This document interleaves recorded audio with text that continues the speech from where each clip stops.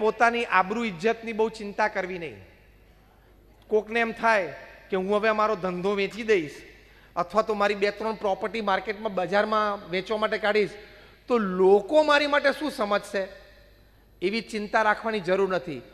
Swing તો જીવનનો એક ક્રમ છે, આવ્યા કરે. પ્રેમથી કહેવું કે હા અત્યારે જરા ધંધામાં તકલીફ છે પણ સાનુકૂળતા માટે મેં એક પ્રોપર્ટી બહાર કાઢી છે, એમાં તમે કાંઈ ખોટું નથી કરતા, નથિંગ રોંગ. પણ ટેમ્પરેચર બેરિંગ કેપેસિટીની બહાર જતું રહે ને ત્યાં સુધી રાહ જોતા નહીં, એમાં કાંઈ જ ખોટું નથી. Okay, it's fine.